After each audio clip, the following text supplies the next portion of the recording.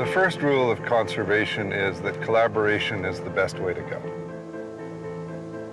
Yellowstone was one of the first UNESCO World Heritage Sites. It represents that moment when we decided to protect nature for the collective good. Here on the north rim of the Yellowstone Grand Canyon, you can see how the park got its name, plus a whole bunch of other wonderful colors. It is a dazzling landscape. And it's also an incredibly marvelous place ecologically, so it's more than beautiful, it's also magical in terms of its ecological interactions.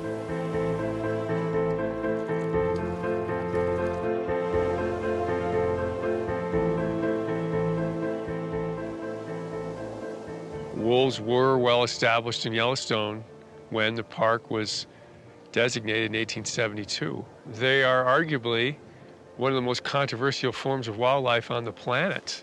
And we've been at odds with them, certainly over agriculture and now over hunting, for a long time. They are this cultural enigma to us. We killed them every chance we got. And it's only been in the last 3 or 4 decades that there's been a movement of people to say, maybe they're not so bad.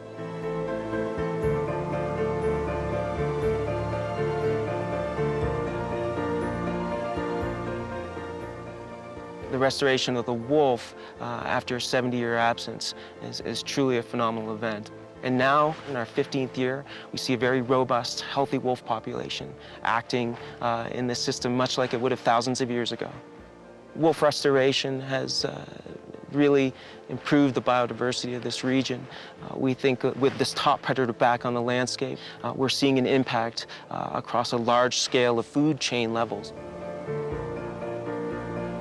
We went from 31 wolves to over 300 in the first 10 years, where there are 3 to 4 times as many wolves and as many packs outside of Yellowstone Park as there are inside. You have to look at the impacts of that on productivity of elk, which are the primary prey species of wolves, productivity of the vegetation.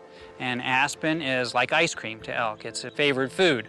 But with the introduction of wolves, the elk population behavior has changed. So what we've got now is this opportunity for some of these smaller aspen to get above the browsing height of an elk. These aspens have a very good chance of replacing these older aspens that are now dying out.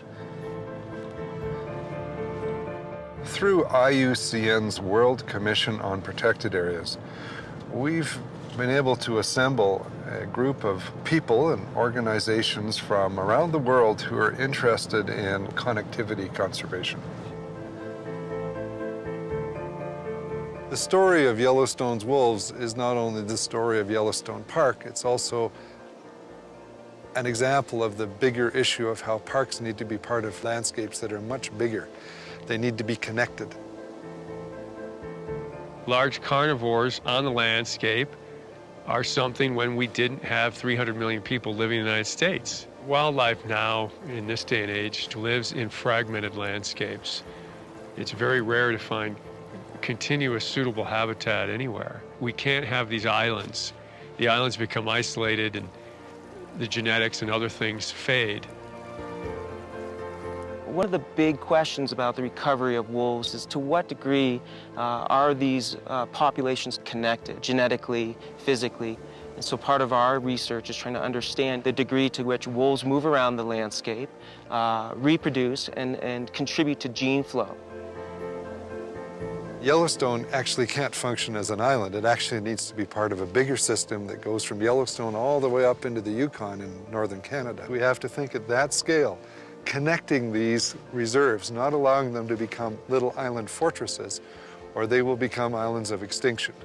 And that large scale of conservation is sometimes called connectivity conservation. We need these large networks of wild habitat to support these animals and ensure their future. Wolves are very much a symbol of wilderness. They're a symbol of something that was very much a part of our wildlife heritage in the past, very much of a symbol of what we have lost, but more importantly, a symbol of what we now have gained. A large part of the success of Yellowstone wolves has been the bringing together of people. That's really a testament to the value that human societies play, and that coming together, working in different organizations to achieve a common goal. Are we going to save some places? Wolves are a great test for that mindset. Can we do it? Can we bring them back?